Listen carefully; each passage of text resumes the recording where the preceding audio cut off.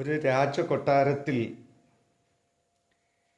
രാജാവിൻ്റെ വിശ്വസ്തനായ ഒരു അലക്കുകാരനുണ്ടായിരുന്നു. ഇദ്ദേഹത്തോട് രാജാവിനും ആ കൊട്ടാരത്തിലെ ഓരോ അംഗങ്ങൾക്കും വളരെ ഹൃദയംഗമായ സ്നേഹവും ആത്മാർത്ഥതയും ഉണ്ടായി. ഈ അലക്കുകാരൻ ഒരു ദൈവഭക്തനും സൽസ്വഭാവിയും വളരെ സത്യസന്ധനും ആയിരുന്നതുകൊണ്ടാണ് താൻ അവിടെ ആദരിക്കപ്പെടുവാനിടയായി തീർന്നത്. ഓരോ ദിവസം കഴിയും തോറും അലക്കുകാരനോടുള്ള സ്നേഹവും ബഹുമാനവും ആ കൊട്ടാരത്തിലെ ഓരോ വ്യക്തികൾക്കും ഉണ്ടായി. രാജാവ് തന്നെ പല ആവർത്തി രാജസദസ്സിൽ എഴുന്നേറ്റ് ഈ അലക്കുകാരനെ അഭിനന്ദിക്കുവാനിടയായി തീർന്നു. അങ്ങനെ രാജ്യം മുഴുവനായി എല്ലായിടത്തും അറിയപ്പെടുന്ന തലത്തിൽ ഈ മനുഷ്യൻ പ്രശസ്തനായി തീരുവാനിടയായി തീർന്നു. ഇത് കണ്ട് ഒട്ടും സഹിക്കാൻ കഴിയാതെ തൻ്റെ ഒരു കൂട്ടുകാരൻ, ഒരു കുശവൻ ആ കൊട്ടാരത്തിൽ സേവകനായിട്ട് ഉണ്ടായിരുന്നു. അദ്ദേഹം രാജാവ് അലക്കുകാരനെ സ്നേഹിക്കുകയും അവന് സമ്മാനങ്ങൾ നൽകുകയും അഭിനന്ദിക്കുകയൊക്കെ ചെയ്യുന്നത് കാണുമ്പോൾ ഈ കുശവന് വളരെ അസൂയയായി. ഒത്തിരി പ്രാവശ്യം അലക്കുകാരനെ കൊട്ടാരത്തിൽ നിന്ന് പുകച്ചു ചാടിപ്പിക്കുവാൻ, രാജാവിൽ നിന്നും അകറ്റിക്കളയുവാൻ ഒരുപാട് കുതന്ത്രങ്ങൾ പ്രയോഗിക്കുവാനിടയായി. പക്ഷെ അതൊന്നും നടന്നില്ല. അങ്ങനെ ഇരിക്കുമ്പോഴാണ് രാജകുമാരൻ്റെ വിവാഹ നാളുകൾ അടുത്തത്. ഇതറിഞ്ഞ കുശവൻ ഈ തക്കം നോക്കി ഒരു സൂത്രം പ്രയോഗിച്ചാൽ അലക്കുകാരനെ കൊട്ടാരത്തിൽ നിന്ന് പുറത്താക്കാൻ പറ്റുമെന്ന് വിചാരിച്ചു. അങ്ങനെ ഒരു ദിവസം അവസരം കിട്ടിയപ്പോൾ രാജാവിൻ്റെ അരികിലേക്ക് കുശവൻ കടന്നു ചെന്നു. രാജാവിനോട് ഇങ്ങനെ ഒരു കാര്യം പറഞ്ഞു: രാജാവേ, രാജകുമാരൻ്റെ വിവാഹ നാളുകൾ അടുത്തു വരുന്നല്ലോ. നമ്മളെ കൊട്ടാരത്തിലാണെങ്കിൽ ഒരു ആനയുണ്ട്. ഈ ആന കറുത്താണ് ഇരിക്കുന്നത്. അതുകൊണ്ട് ഈ ആന ഒന്ന് വെളുപ്പിച്ചു കഴിഞ്ഞാൽ നമ്മുടെ രാജ്യത്തിന് അത് വലിയൊരു അഭിമാനമാകും. വരുന്ന വിശിഷ്ട അതിഥികളുടെ മുമ്പിൽ ശ്രദ്ധേയമായ ഒരനുഭവമായിരിക്കും നമ്മുടെ ആന വെളുത്തിരുന്നാൽ. അപ്പം അതുകൊണ്ട് നമ്മുടെ കൊട്ടാരത്തിൽ തന്നെ വളരെ വൃത്തിയായി അലക്കി വെളുപ്പിക്കുന്ന ഒരു അലക്കുകാരൻ നമുക്കുണ്ടല്ലോ. രാജാവ് ഒന്ന് അവനോട് കൽപ്പിച്ചു കഴിഞ്ഞാൽ അവൻ നമ്മുടെ ഈ കറുത്ത ആനയെ അലക്കി വെളുപ്പിച്ച് തരുവാനിടയായി തീരും എന്ന് പറഞ്ഞു. രാജാവിന് വലിയ സന്തോഷമുണ്ടായി ഇത് കേട്ടപ്പോൾ. ഉടനെ രാജാവ് അലക്കുകാരനെ കൊട്ടാരത്തിലേക്ക് വിളിപ്പിച്ചു. അവനോട് പറഞ്ഞു, രാജകുമാരൻ്റെ വിവാഹ നാളുകൾ അടുത്തു വരുന്നതിനാൽ ഞങ്ങളുടെ ആനയെ നീ ഒന്ന് വെളുപ്പിച്ച് തരണം എന്ന് പറഞ്ഞു.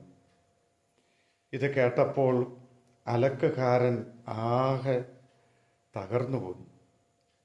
വസ്ത്രമാണെങ്കിൽ അലക്കി വെളുപ്പിക്കാൻ കഴിയും, പക്ഷേ ആന എങ്ങനെയാണ് അലക്കി വെളുപ്പിക്കുന്നത്? അദ്ദേഹത്തിന് എത്ര ചിന്തിച്ചിട്ടും അതിനൊരു പരിഹാരം കണ്ടെത്താനായിട്ട് കഴിഞ്ഞില്ല. രാജാവാണ് കൽപ്പിച്ചത്, അത് ചെയ്തേ മതിയാകുകയുള്ളൂ. അതിൽ നിന്ന് ഒഴിഞ്ഞു മാറാനായി കഴിയുകയില്ല. വല്ലാത്തൊരു പ്രതിസന്ധിയിലായി തീർന്നു. ഈ അലക്കുകാരൻ വളരെ ദുഃഖിതനായി തൻ്റെ റൂമടച്ച് റൂമിനകത്ത് കയറി വളരെ വേദനയോടെ ദൈവത്തോട് പ്രാർത്ഥിച്ചു. ദൈവമേ, ഇതിനൊരു പരിഹാരം ദൈവം ഒരുക്കി തരണം. എനിക്കൊന്നും അറിയില്ല എന്ന് ദൈവത്തോട് പ്രാർത്ഥിച്ചു. ഒരു ദിവസം അദ്ദേഹത്തിന് ഒരു ബുദ്ധി തോന്നി. രാവിലെ എഴുന്നേറ്റ് രാജകൊട്ടാരത്തിലേക്ക് ഓടി രാജാവിനോട് പറഞ്ഞു, രാജാവേ, വളരെ സന്തോഷം, അങ്ങയുടെ ആനയെ ഞാൻ നന്നായി അലക്കി വെളുപ്പിച്ച് തരാം. ആനയെ കയറ്റി നിർത്തിയാൽ ഉടഞ്ഞു പോകാത്ത ഒരു പാത്രം ഒരുക്കി തരണം എന്ന് രാജാവിനോട് അപേക്ഷിച്ചു. രാജാവിന് വലിയ സന്തോഷമായി. നമുക്കിവിടെ ഒരു കുശവനുണ്ടല്ലോ. ഉടനെ രാജാവ് കുശവനെ കൊട്ടാരത്തിലേക്ക് വരുത്തിപ്പിച്ചു. അവൻ സന്തോഷത്തോടെ കടന്നു ചെന്നു. രാജാവ് പറഞ്ഞു, നിന്നോട് എനിക്കൊരു കാര്യം പറയാനായിട്ടുണ്ട്. നീ പറഞ്ഞതുപോലെ അലക്കുകാരൻ സമ്മതിച്ചു.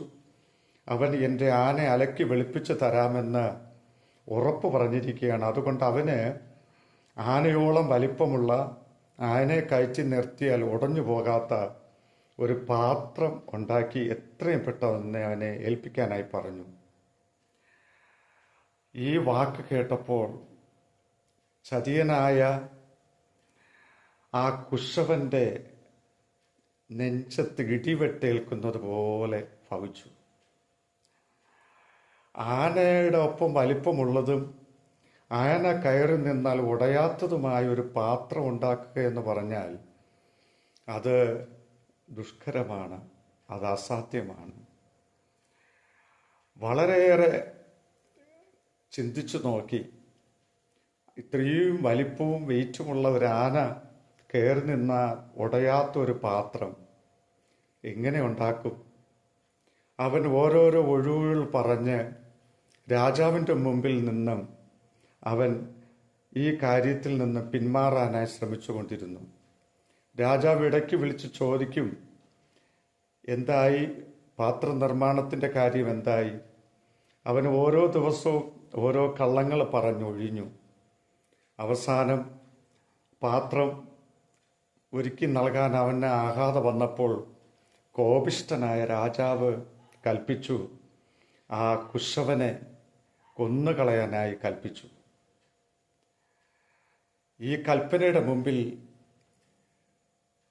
ആ അഹങ്കാരിയായ, അസൂയാലു ആയ, കൂട്ടുകാരനെ ചതിക്കാൻ ഒരുമ്പിട്ടിറങ്ങിയ ആ കുശവൻ താൻ ഒരുക്കിയ കെണിയിൽ എന്നേക്കുമായി രാജാവിൻ്റെ ഭൃത്യൻ്റെ വാളിൻ്റെ മുമ്പിൽ അവൻ ഈ ലോകത്തിൽ നിന്നും തകർന്നടിയാനിടയിൽ തീർന്നു. പ്രിയരെ, നമ്മൾ വിശ്വസ്തയോടുകൂടെ സർവശക്തനായ ദൈവത്തിൻ്റെ പ്രിയ ഭക്തരായി നല്ലത് മാത്രം ചെയ്ത് ലോകത്തിൽ നാം ജീവിക്കുമ്പോൾ നമുക്കെതിരായി ശത്രു എന്ത് തന്നെ തന്ത്രങ്ങൾ മെനഞ്ഞാലും നമ്മുടെ കുടുംബത്തിനോ നമ്മുടെ തലമുറകൾക്കോ നമ്മുടെ ബിസിനസ്സിനോ നമ്മുടെ മറ്റേതെങ്കിലും തലങ്ങൾക്ക് വിരുദ്ധമായി ശത്രു പദ്ധതി ഒരുക്കിയാൽ നിങ്ങൾ ഭയപ്പെടേണ്ട ആവശ്യമില്ല. എല്ലാം അറിയുന്ന പ്രപഞ്ച സൃഷ്ടാവായി ദൈവം നമുക്കുണ്ട്. ദൈവത്തിന് കഴിയാത്ത ഒരു കാര്യവുമില്ല. ആ ദൈവത്തിൻ്റെ മുമ്പിൽ നമ്മുടെ സങ്കടങ്ങൾ തുറന്നു പറഞ്ഞ് ദൈവത്തോടടുക്കുകയാണെങ്കിൽ നിശ്ചയമായി ദൈവം പരിഹാരം ഒരുക്കി തരും. ദൈവത്തിന് കഴിയാത്ത ഒരു കാര്യവുമില്ല. ഈ നിമിഷം ഉറപ്പായൊരു തീരുമാനം എടുക്കുക. വിശുദ്ധ ബൈബിളിൽ ഇങ്ങനൊരു വചനം പറയുന്നു, മനുഷ്യനിൽ ആശ്രയിക്കുന്നതിനേക്കാൾ യഹോവയിൽ ആശ്രയിക്കുന്നത് നല്ലത്. ദൈവം നിങ്ങൾക്ക് സർവശക്തനായി എല്ലാ വിഷയത്തിനും പരിഹാരകനായി നിങ്ങളുടെ ജീവിതത്തിൽ അത്ഭുതങ്ങൾ പ്രവർത്തിക്കും. ഒരു നിമിഷം കണ്ണുകളടച്ച് നമുക്ക് ദൈവത്തോട് പ്രാർത്ഥിക്കാം. ഞങ്ങളെ ആഴമായി സ്നേഹിക്കുന്ന ഞങ്ങളുടെ നല്ല കർത്താവേ, നിരവധി പ്രശ്നങ്ങളുടെ നടുവിൽ തകർന്നവരായി അടുത്ത നിമിഷം എന്തായിത്തീരുമെന്നറിയാൻ കഴിയാതെ വളരെ വേദനയിലായിരിക്കുന്ന തൻ്റെ പ്രിയ മക്കൾ, ഈ നിമിഷം ഈ കഥ കേട്ടുകൊണ്ടിരിക്കുമ്പോൾ തന്നെ ദൈവത്തിൻ്റെ ആത്മാവിൻ്റെ ശക്തി ഞങ്ങളുടെ മക്കളുടെ മേൽ ഇറങ്ങി വരട്ടെ. ദൈവമേ, ആശ്വാസം പകരണമേ. പ്രശ്നങ്ങൾക്ക് ദൈവം തമ്പുരാൻ പരിഹാരം ഒരുക്കണമേ എന്ന് പ്രാർത്ഥിക്കുന്നു. ദൈവത്തിന് കഴിയാത്ത ഒരു കാര്യവുമില്ല എന്ന് ഞങ്ങൾ വിശ്വസിക്കുന്നു. യേശുവിൻ്റെ നാമത്തിൽ അത്ഭുത വിടുതൽ നൽകും. എല്ലാ വിഷയത്തിനും പരിഹാരം വരുത്തും.